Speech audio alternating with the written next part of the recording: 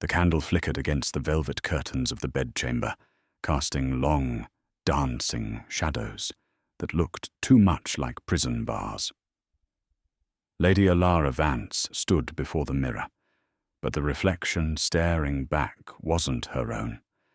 At least, it wasn't supposed to be. She wore her twin sister's diamonds, her sister's silk gown, and in less than an hour she was expected to marry her sister's fiancé. The Duke of Ravenswood was known for two things: his immense, terrifying power and his inability to forgive deceit. Elara was about to commit the greatest fraud in London society. She terrified she would lose her life, but she never expected that losing her heart would be the far greater danger. The morning of October 14th, 1887, did not dawn with the golden promise of a wedding day.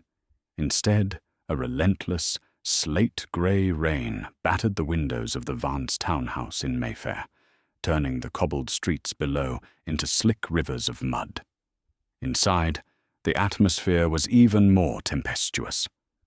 Lord Reginald Vance, the Earl of Blackthorn, paced the Aubusson rug of his study, his face a mottled purple of rage. In his hand, he crushed a piece of scented stationery until his knuckles turned white. "She is gone," he hissed, his voice trembling not with sorrow, but with the terrifying realization of financial ruin. "Arabella is gone." Elara Vance stood by the fireplace, her hands folded demurely over her simple grey morning dress. She was the mirror image of the woman who had just fled, yet no one ever looked at her long enough to notice. Where Arabella was the diamond of the season, vivacious, demanding, and glittering, Elara was the shadow. She preferred the dusty corners of the library to the ballroom, and silence to idle gossip. "Read it," Reginald snarled, throwing the crumpled paper at Elara's feet. Elara stooped to pick it up. The handwriting was looped and frantic. "Father, I cannot do it. The Duke is a statue of ice. I have gone to Scotland with Thomas. Do not look for me." Elara felt a cold pit open in her stomach. Thomas was a penniless poetry tutor the Earl had fired 3 months ago. Arabella had chosen love, or perhaps just infatuation, over duty. But in doing so, she had doomed them all. "The Duke arrives at the cathedral in 2 hours," Reginald said, his voice dropping to a dangerous whisper. "The dowry has already been spent to cover my gambling debts at the White's Club. If this wedding does not happen, we are destitute. I will be in debtor's prison by sunset."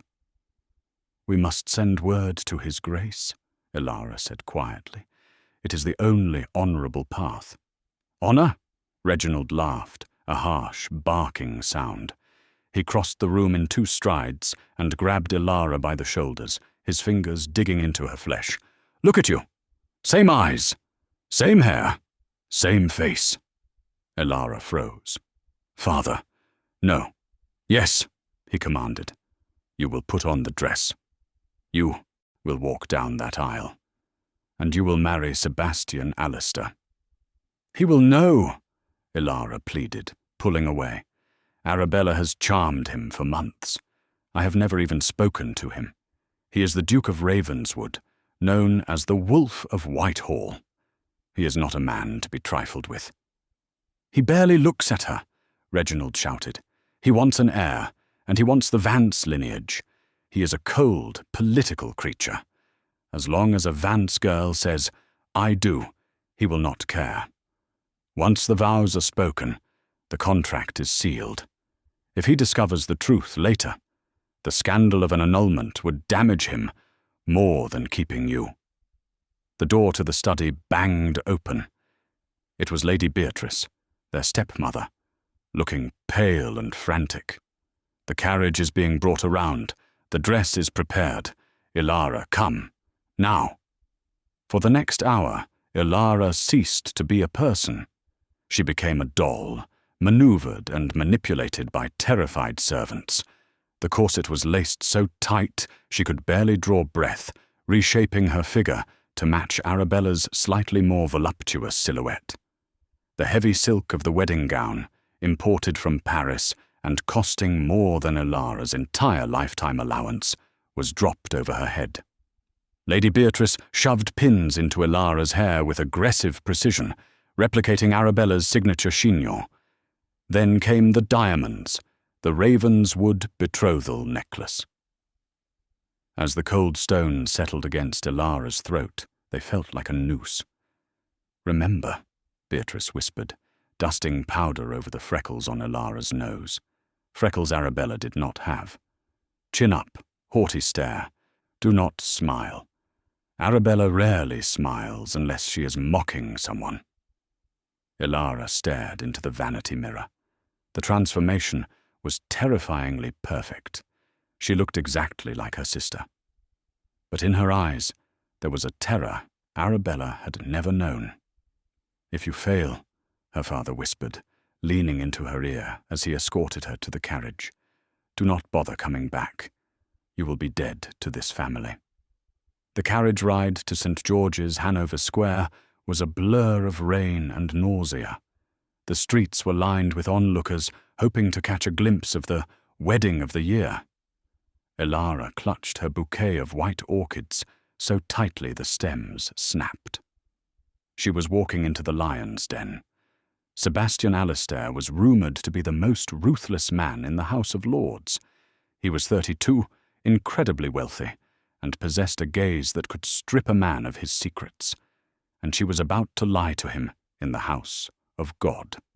As the carriage halted, the great bells of the church began to toll. To Elara they sounded like a funeral dirge. The interior of St. George's was a cavern of candlelight and suffocating perfume. The elite of London society packed the pews, a sea of velvet, feathers, and judgment. As the organ swelled, signalling the arrival of the bride, a hush fell over the crowd. Elara took her father's arm. His grip was bruising, a silent reminder of the threat he had issued. "Walk," she told herself. "Just walk." She stepped into the nave. Hundreds of faces turned toward her. She forced her chin up, mimicking Arabella's arrogant tilt. She fixed her eyes on the altar, terrified that if she looked at the guests, she would see someone who knew the truth. But her gaze inevitably landed on the man waiting at the end of the long, crimson carpet. Sebastian Alistair stood with the stillness of a predator. He was taller than she remembered from the few times she had seen him from a distance at balls. His shoulders were broad, filling out his black morning coat, and his dark hair was swept back severely. But it was his face that arrested her breath. It was a face of sharp angles and hard lines, handsome in a brutal, unforgiving way.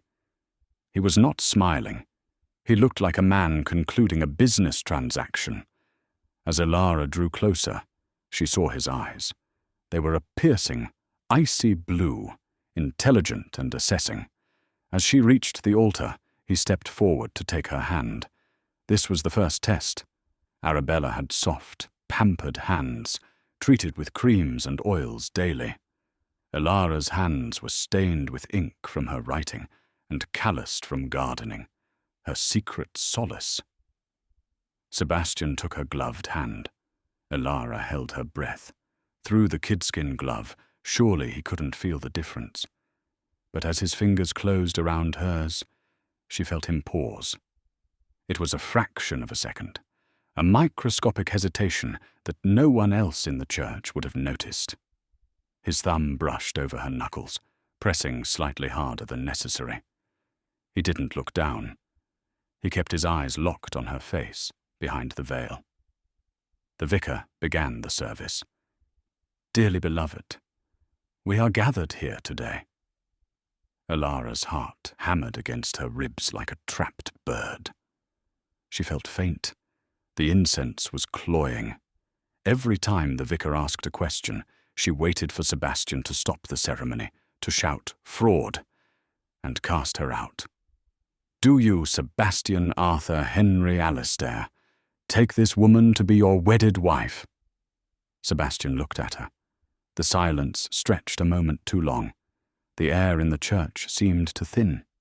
He was studying her, analyzing the way she stood, Arabella usually slouched slightly, bored by religious ceremony.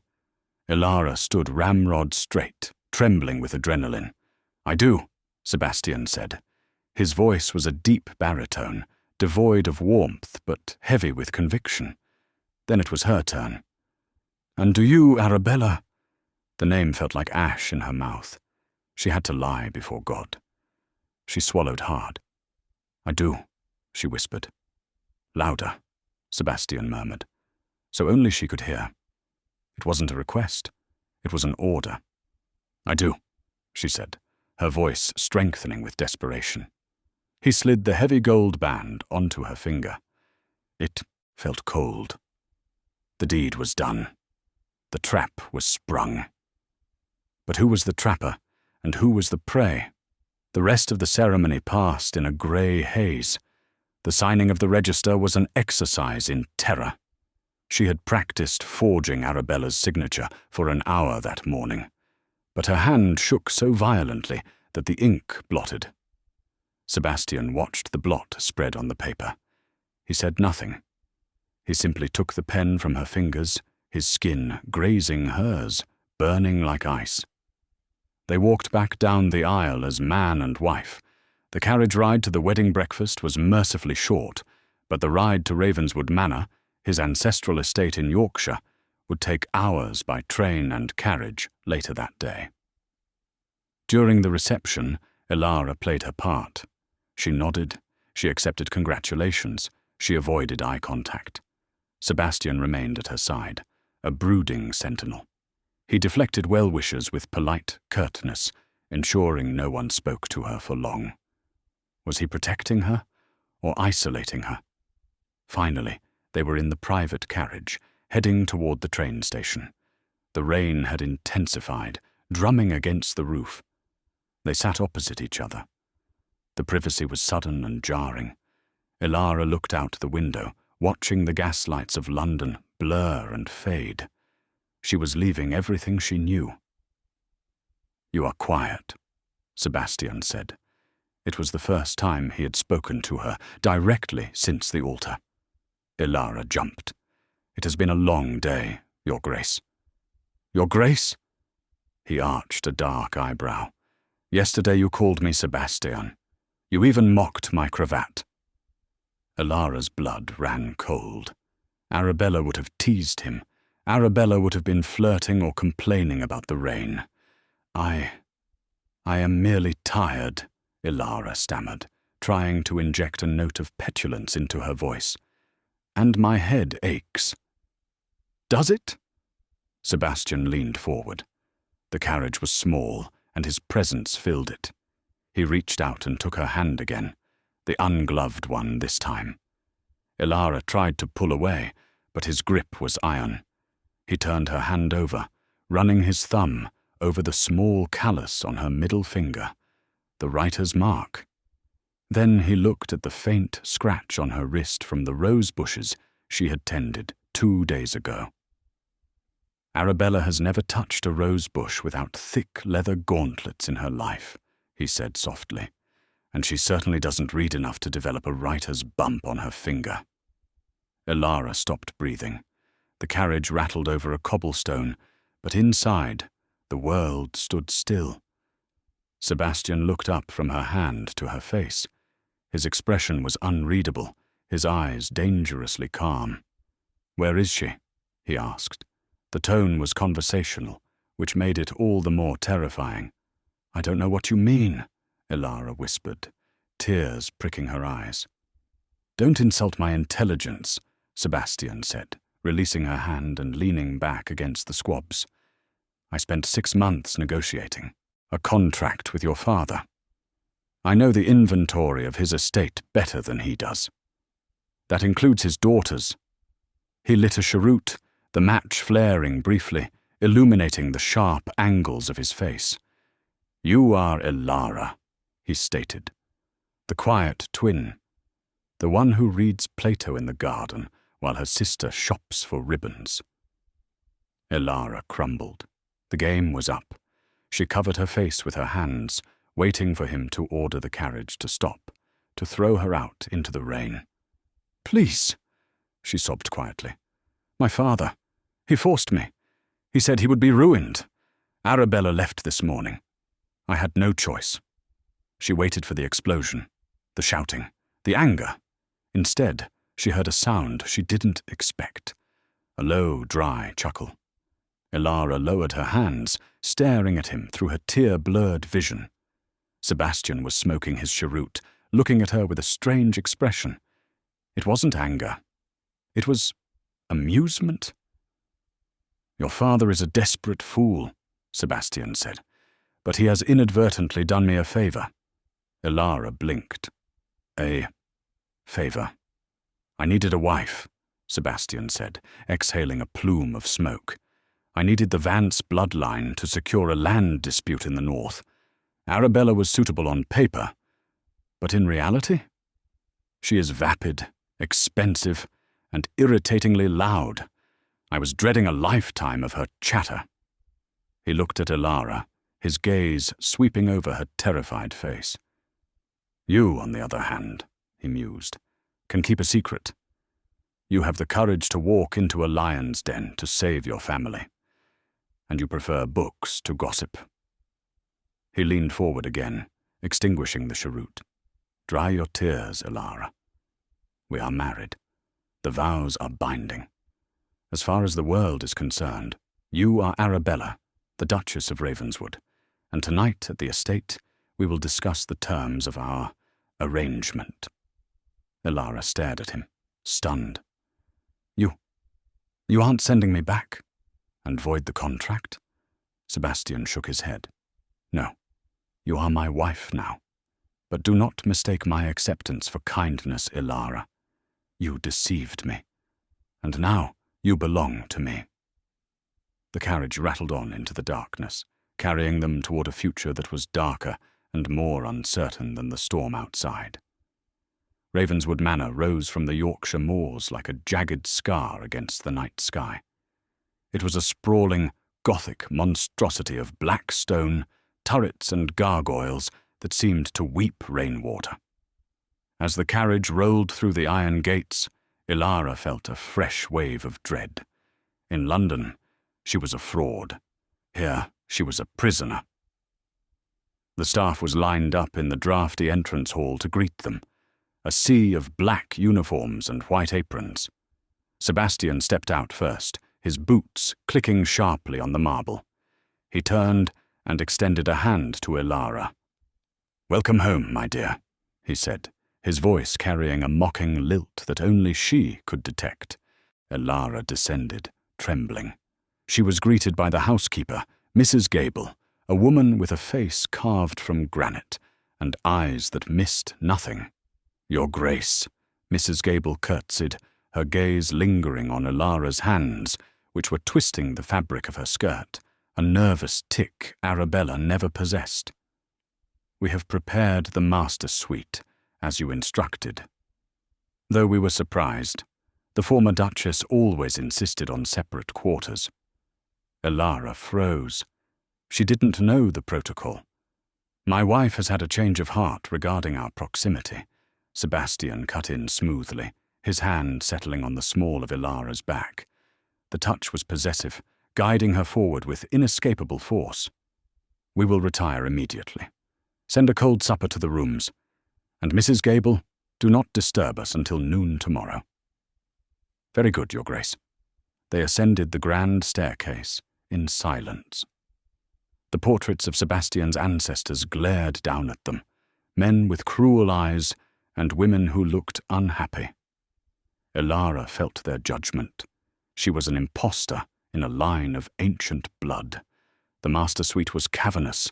A fire roared in the hearth, struggling to combat the chill of the room. In the center stood a massive four-poster bed, draped in heavy emerald velvet. As soon as the heavy oak doors clicked shut, the performance dropped. Sebastian walked to the sideboard and poured 2 glasses of brandy. He downed one in a single swallow and held the other out to Elara. "Drink," he commanded. "You look as if you are about to faint, and I have no patience for smelling salts." Elara took the crystal glass, her fingers brushing his. "I do not drink spirits." "Arabella does," he countered. "She drinks sherry like water. If you are to be her, you must learn her vices."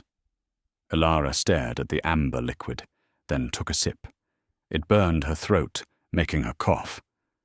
Sebastian watched her, leaning against the mantel, his expression unreadable.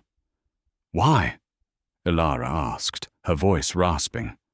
"Why go through with this? You could have annulled the marriage instantly. You could have destroyed my father." "I still might," Sebastian said coolly. "But not yet." He pushed off the mantle and began to pace, the predator stalking his cage. "My uncle, Lord Marcus Alistair, has been petitioning the House of Lords to have me declared incompetent to manage the estate. He claims the Ravenswood madness, a family affliction, has taken me. He wants control of the mines and the shipping lines." He stopped in front of her. To silence the rumors, I needed to appear stable, normal. Nothing screams sanity like a traditional marriage to a boring, predictable socialite like Arabella Vance. If I return to London tomorrow without a wife, Marcus wins. If I return with a wife, and then immediately annul the marriage, Marcus wins. I need you to be the perfect, adoring, vapid duchess, for at least a year." Elara felt a spark of indignation cut through her fear. I'm not vapid." "No," Sebastian conceded, his eyes narrowing. "You are not. Which makes you dangerous. Arabella I could have ignored. You I will have to watch." He moved closer, invading her personal space until she was backed against the vanity table. He reached out and began to pull the pins from her hair. One by one, the heavy coils tumbled down. It was an intimate act, yet he performed it with the clinical detachment of a doctor. "Tonight is the wedding night," he said, his voice dropping an octave. "The staff expects evidence of a consummation." Elara's breath hitched. She pressed her back against the wood of the vanity. You said this was a business arrangement." "It is," Sebastian murmured. He tossed the last hairpin onto the table.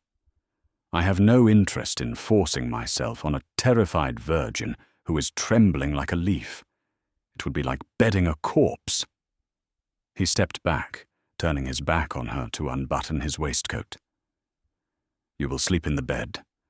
I will take the chaise near the fire.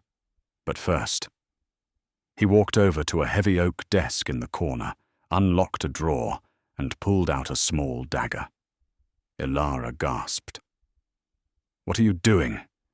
Sebastian didn't answer. He walked to the bed and sliced a shallow cut into the palm of his hand.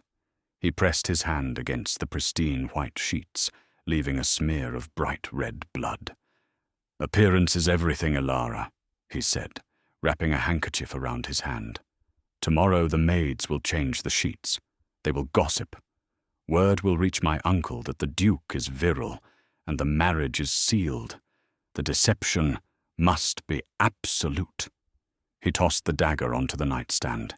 "Get undressed, put on your nightgown, and stop looking at me like I'm going to eat you." Elara scrambled behind the dressing screen. Her hands shook as she unlaced the corset, gasping for air as the ribs expanded. She pulled on the silk nightgown, another of Arabella's scandalous purchases, far sheerer than anything Elara would ever wear. When she emerged, Sebastian was already on the chaise, wrapped in a dressing gown, reading a ledger by the firelight. He glanced up. His eyes travelled over her silhouette, lingering for a moment on the curve of her waist, visible through the silk. For a second, the air in the room charged with a different kind of tension, not fear, but something electric. Then he looked back at his book. "Go to sleep, Elara. We have a war to fight in the morning." Elara climbed into the massive bed. The sheets were cold. She curled into a ball, far away from the bloodstain on the mattress. She watched the firelight dance on the ceiling, listening to the scratch of Sebastian's pen and the rhythmic breathing of the man who held her life in his hands. She was the Duchess of Ravenswood now. But as sleep finally dragged her under, she wondered how long she could play the part before the wolf at the fireside decided she was no longer useful. The first week at Ravenswood passed in a blur of terrifying lessons. Sebastian was a demanding tutor. Each morning over breakfast, he would quiz her on the social register, the names of his tenants, and Arabella's own history. "Who is your godmother?" Sebastian asked one morning, slicing into a piece of ham with surgical precision. "Lady Margaret of Sussex," Elara recited, staring at her plate. "Wrong," Sebastian snapped. "That is your godmother. Arabella's godmother is the Countess of Lichfield. You must stop thinking like Elara. Elara is dead. You killed her the moment you put on that veil." The words stung, but she knew he was right. She spent her days wandering the draughty corridors, avoiding the servants' curious gazes. She discovered the library on the third day, a magnificent two-story room filled with dust and leather. It became her sanctuary. She was there one rainy Tuesday, 3 weeks after the wedding, organizing a stack of neglected philosophy tomes when the doors swung open. "I knew I'd find you here, or actually I didn't." Elara spun around, dropping a copy of The Republic. Standing in the doorway was a man she didn't know. He was handsome, in a boyish, golden-haired way that contrasted sharply with Sebastian's dark intensity. He wore a riding coat and carried a dripping hat. "Arabella?" The man laughed, walking forward. "In a library?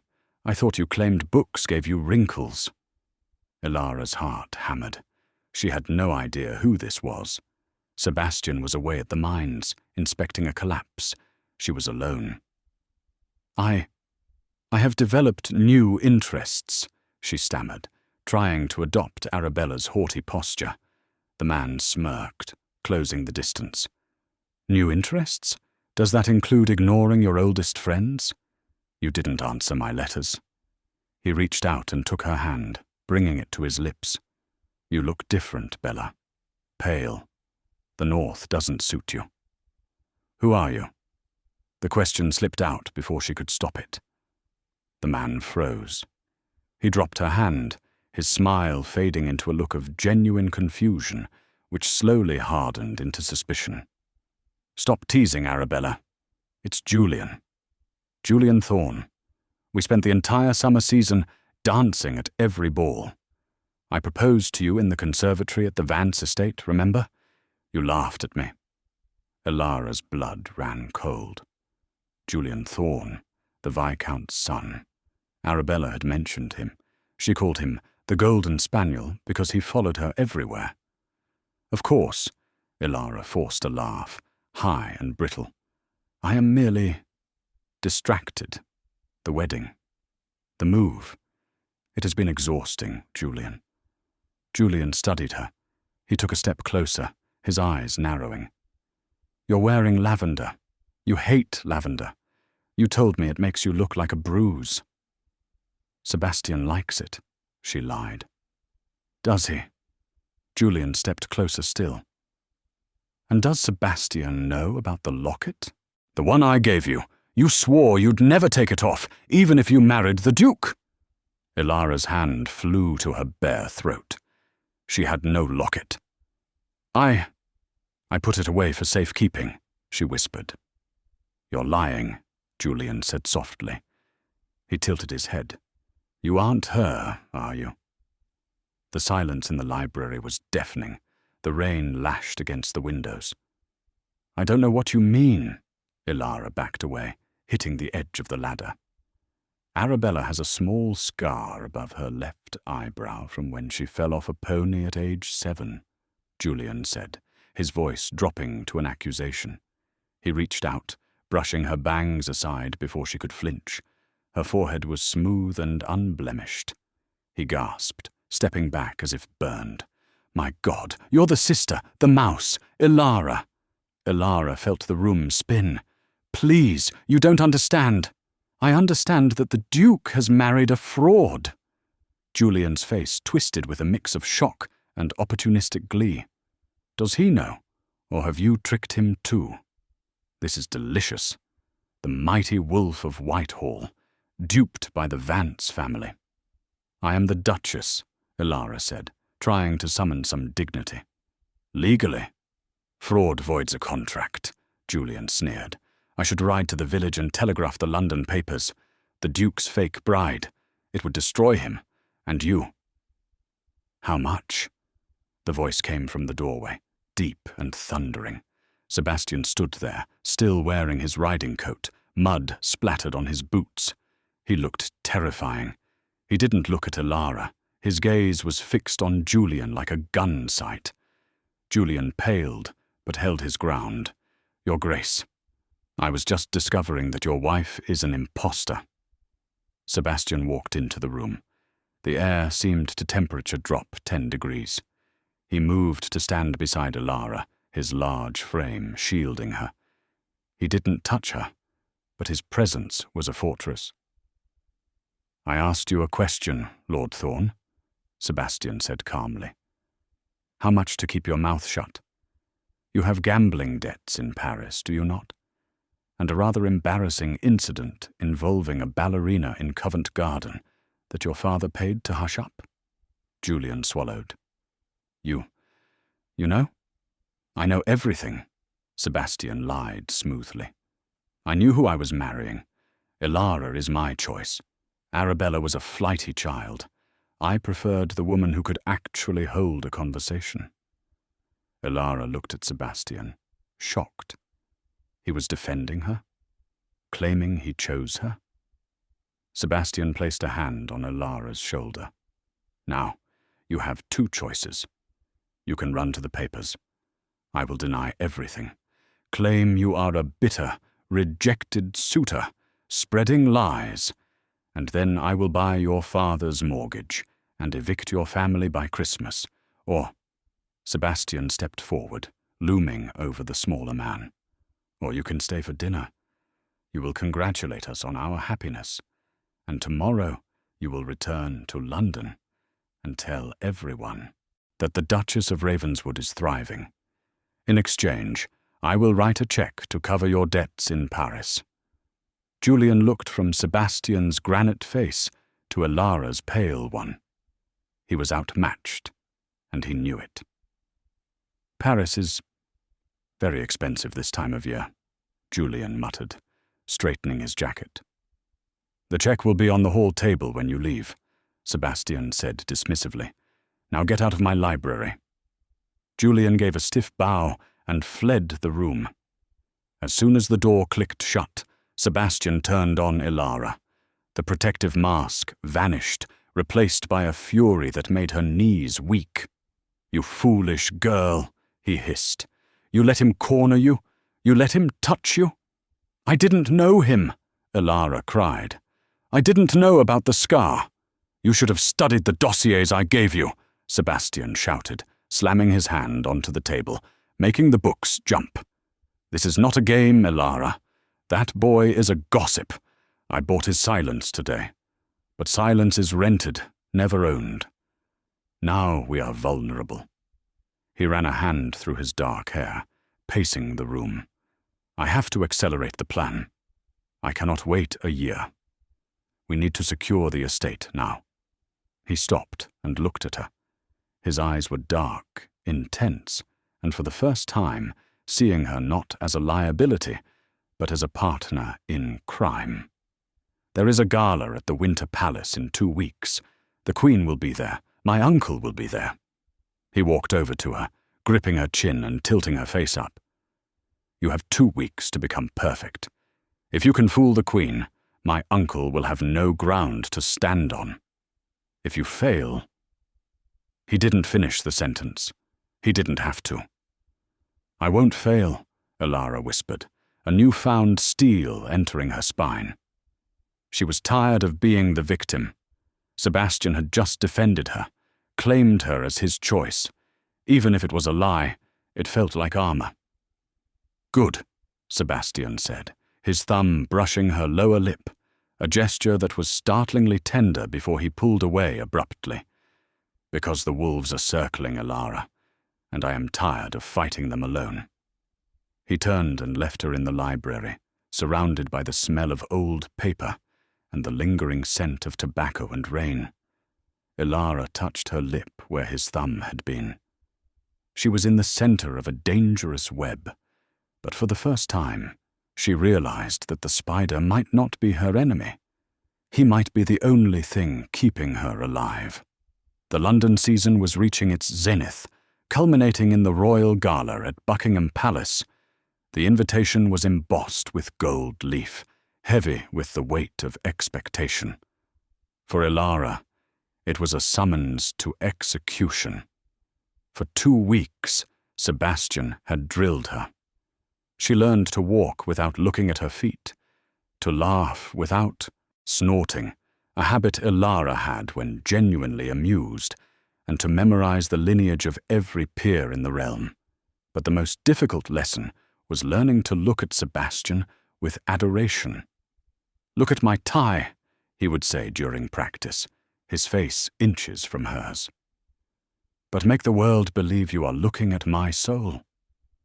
On the night of the gala, Elara wore a gown of midnight blue velvet, darker than anything Arabella would have chosen, encrusted with sapphires that matched Sebastian's eyes. As she fastened the last clasp, she looked in the mirror. She didn't look like Arabella anymore. She looked like a queen of the night, dangerous and sharp. The ballroom was a kaleidoscope of color and noise. The air was thick with the scent of lilies and expensive perfume. As the footman announced, "The Duke and Duchess of Ravenswood," the room fell silent. Sebastian offered his arm. His muscles were tense, like coiled steel. "Head up," he whispered. "They are all sheep. You are the wolf." They descended the staircase. Elara felt hundreds of eyes dissecting her. She spotted Lord Marcus Alistair near the orchestra pit. He was a corpulent man with a smile that didn't reach his eyes, holding a glass of champagne like a weapon. "Nephew," Marcus purred as they approached. "And the lovely Arabella. I heard rumors you were indisposed in the north. Something about nervous exhaustion." "The country air is restorative, Uncle," Sebastian said, his voice smooth. "My wife is blooming, is she not?" Marcus turned his reptilian gaze on Elara. "Indeed, though you seem changed, my dear, less sparkling, more intense." "Marriage changes a woman, Lord Marcus," Elara said, surprised by the steadiness of her own voice. "It gives one gravity." Marcus narrowed his eyes. "Gravity indeed. I was just telling the French ambassador about your delightful rendition of La Traviata in Paris last year. Perhaps you would sing for us tonight?" It was a trap. Arabella had a voice like a lark. Elara couldn't carry a tune in a bucket. Sebastian stiffened, ready to intervene. But Elara smiled, a cool, detached smile. "I'm afraid I only sing for my husband now, my lord. Private performances are so much more intimate. I'm sure you understand the sanctity of the marital bond. Or has it been too long since Aunt Clara passed?" It was a cruel dig. Marcus had notoriously mistreated his late wife, but it worked. Marcus's face flushed a mottled red. The bystanders tittered. "Shall we dance, my love?" Sebastian asked, cutting the tension. He swept her onto the floor before Marcus could retort. As the orchestra began a Viennese waltz, Sebastian pulled her close. His hand on her waist was firm, burning through the velvet. They moved together, a seamless unit spinning through the crowd. "You were vicious," Sebastian murmured, his lips brushing her ear. "I liked it." "He was trying to humiliate me," Elara whispered back, breathless from the spin. "He was trying to expose you. You handled him better than Arabella ever could." She would have just giggled and fainted. Sebastian looked down at her. For a moment, the room blurred. There was no gala, no queen, No deception. Just the heat of his body against hers and the intensity of his gaze. "You are doing well, Elara," he said softly. "Too well. I am beginning to forget you are acting." "And if I am not acting?" The words slipped out before she could catch them. Sebastian's step faltered for a microsecond. He searched her face, his expression guarded. "Then we are both in dangerous territory." The music ended. They were breathless. But before they could retreat, a hush fell over the room. Queen Victoria had entered. The small, formidable woman in black silk moved through the crowd, parting the sea of nobility. She stopped directly in front of Sebastian and Elara. "Your Grace," the Queen said, nodding to Sebastian. Then she turned to Elara. "And the new Duchess. We have heard much of the Vance beauty." Elara curtsied deep, her heart pounding. "Rise, child," the Queen commanded. She studied Elara with sharp, watery eyes. "You have your father's nose, but I am told you are a frivolous creature. A butterfly." Elara straightened. This was the test. Arabella would have flattered the Queen's dress. "A butterfly creates hurricanes with its wings, Your Majesty," Elara said quietly. "Or so the naturalists say. I prefer to think of myself as evolving." The Queen stared. The silence stretched. Then a small, rare smile cracked the monarch's face. "Evolving? I like that. The Duke needs a woman with a spine, not a butterfly. See that you keep him in line, Duchess. He has too much of the devil in him." "I am doing my best, ma'am," Elara smiled. The Queen moved on. The crowd exhaled. Sebastian let out a long breath. "You quoted chaos theory to the Queen of England." "I panicked," Elara admitted, her knees shaking. "It was brilliant," Sebastian said. He grabbed her hand, pulling her toward the terrace doors. "I need air. And I need to kiss my wife." He dragged her out into the cool night air of the balcony. The shadows concealed them. He pinned her against the stone balustrade, his hands framing her face. "Sebastian," she warned, "someone will see." "Let them," he growled. He kissed her. It wasn't the chaste peck of the altar. It was hungry, desperate, and searing. Elara melted into him, wrapping her arms around his neck. It was a kiss that sealed their fate. It wasn't a performance anymore. But as they broke apart, gasping for air, a shadow detached itself from the pillar nearby. "Touching," a voice sneered. It was Uncle Marcus, and he wasn't alone. Standing beside him, shivering in a ragged cloak, looking pale and terrified, was a woman. Elara froze. The blood drained from her face. The woman lifted her head. It was like looking into a mirror. It was Arabella. The silence on the balcony was heavier than the stone pillars supporting the palace. The sounds of the waltz drifted out from the ballroom, a cheerful mockery of the nightmare unfolding in the shadows. Sebastian stepped in front of Elara immediately, shielding her body with his own. His hand went to his hip, searching for a weapon that wasn't there. "Marcus," Sebastian said, his voice deadly calm. "What is this?" "This," Marcus said, gesturing theatrically to the shivering woman, "is justice. I found this poor creature in a boarding house in Edinburgh, abandoned by her lover, starving. She had quite a story to tell." Arabella stepped forward. She looked wretched. Her hair was matted, her cheeks hollow. She looked at Elara, glittering in sapphires and velvet, with a mixture of hatred and longing. "Hello, sister," Arabella rasped. Her voice was thin and broken.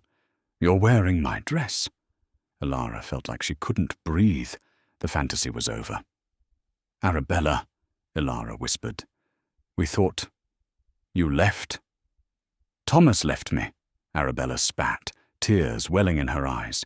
"He took the money and ran after 3 weeks. I had nowhere to go. I wrote to father, but he never answered. Then, Lord Marcus found me. Indeed I did, Marcus gloated, and just in time. Imagine my surprise to find that the Duchess of Ravenswood was here in London, dancing with the Queen, while the real Arabella Vance was rotting in a Scottish slum. Marcus stepped closer, his face twisted in triumph. This is fraud, Sebastian. Treason, even, given the vows sworn before God. The title is forfeit. The estate is forfeit. You are ruined. Sebastian didn't move. He didn't look at Arabella. He kept his eyes locked on his uncle. How much did you pay her? Sebastian asked. What? Marcus blinked. To come here, to stage this scene, Sebastian said coldly. Arabella is a mercenary creature. She wouldn't be here unless you promised her something. He promised me my life back, Arabella cried out. He promised me the title that is rightfully mine. You stole it, Elara. You stole my husband. I stole nothing, Elara shouted, stepping out from behind Sebastian. You ran away. You left us to ruin. I saved the family while you played at romance. Enough, Marcus barked. The game is up. I will go to the Queen right now, unless... Unless what? Sebastian asked, his jaw tight. Unless you sign over the rights to the Durham coal mines and the shipping fleet to me, Marcus smiled. Tonight, in writing. If you do, I will take this unfortunate creature away, and no one needs to know. It was extortion, pure and simple. Sebastian looked at Elara. He looked at the fear in her eyes. Then he looked at Arabella, sobbing into her hands. No, Sebastian said. Marcus's smile faltered. Excuse me. I said no, Sebastian repeated. He took Elara's hand, lacing his fingers through hers. Go to the Queen, Marcus. Tell her. Tell the world. You will be destroyed, Marcus hissed. You will be a social pariah. Perhaps, Sebastian said, but I will not be blackmailed, and I will not give up my wife. He looked at Elara. My true wife. She is an impostor, Arabella shrieked. She is the Duchess, Sebastian said, his voice ringing with authority. She has managed my estate, charmed my staff, and stood by my side when you, Arabella, were too cowardly to do your duty. A title is just a word. Elara is the woman I chose. He turned to Marcus. And as for you, uncle, if you go to the Queen, be prepared to explain why you have been embezzling funds from the family trust for 10 years. Yes, I have the ledgers. I have the proof. If I go down, you hang. Marcus went pale. The threat of the ledgers, a bluff, perhaps, or perhaps Sebastian had been busier than anyone realized, struck home. You wouldn't, Marcus stammered. Try me, Sebastian snarled. Take her and go. If I see either of you near my family again, I will kill you. Marcus stared at Sebastian, then at Elara. He saw the united front. He saw the lack of fear. He spat on the ground, grabbed Arabella's arm, and dragged the weeping woman into the darkness. This isn't over, Sebastian, Marcus called back. The truth always comes out. When they were gone, Elara collapsed. Sebastian caught her before she hit the stone floor. Elara, breathe! She was hyperventilating. She's back, and she hates me. And you risked everything. I risked nothing I wasn't willing to lose, Sebastian said fiercely, pulling her into his arms. Except you. But she is the real Arabella, Elara sobbed. Legally, I don't give a damn, Sebastian swore. Let's go home, to Ravenswood, tonight. They fled the ball like criminals. The carriage ride to the station was silent, filled with the echo of Arabella's screams. They took the midnight train north, fleeing the scandal that was nipping at their heels. But the north offered no sanctuary. They arrived at Ravenswood in the midst of a blinding snowstorm 2 days later. The manor was cold, The staff was jittery. "A telegram came for you, Your Grace," Mrs. Gable said, handing Sebastian a yellow slip of paper as soon as they entered the hall. Sebastian read it. His face turned to granite. He crumbled the paper in his fist. "What is it?" Elara asked, fear spiking again. "It's from the bishop," Sebastian said, his voice hollow. "Marcus didn't go to the Queen. He went to the church. He has petitioned for an annulment on grounds of fraud. The bishop is sending an inquisitor to Ravenswood. They are coming to interview us separately, to test us." He looked at Elara, his eyes filled with a desperate intensity. "If they find out you are Elara, the marriage is void. You will be disgraced.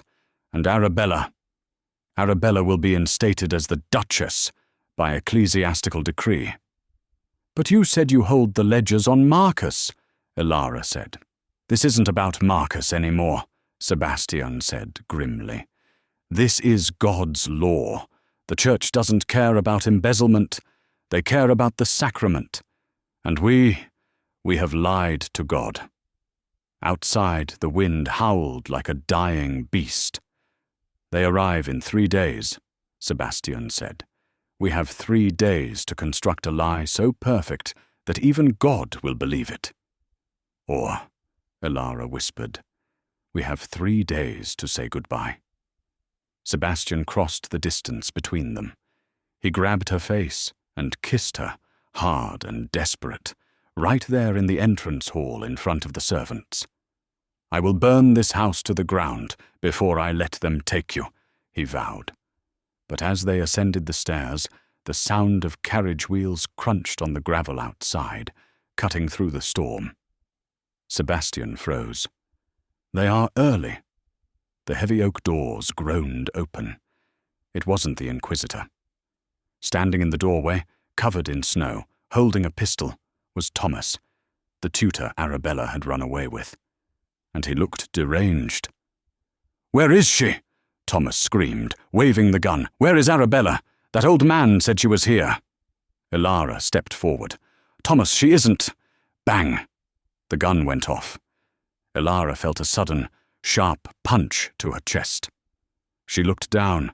A bloom of red, bright as a rose, was spreading across the velvet of her travelling gown. "Elara!" Sebastian's scream tore his throat raw. She fell backward.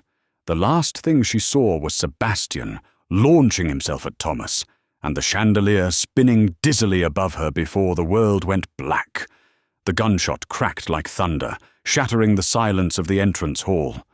Elara felt a searing heat bloom in her chest, followed by a cold numbness that spread to her fingertips. She didn't feel the hard stone floor as she fell. She only felt Sebastian's arms catching her, pulling her close as if he could physically hold her soul inside her body. "Elara!"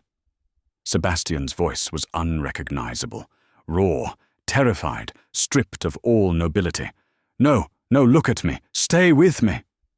Across the room, the servants tackled Thomas, the deranged tutor, pinning him to the ground as he screamed about betrayal, but Sebastian saw nothing but the red stain spreading across Elara's velvet gown. He pressed his hand against the wound, his tears mixing with her blood. "I command you to breathe," he sobbed, rocking her. "Do not leave me."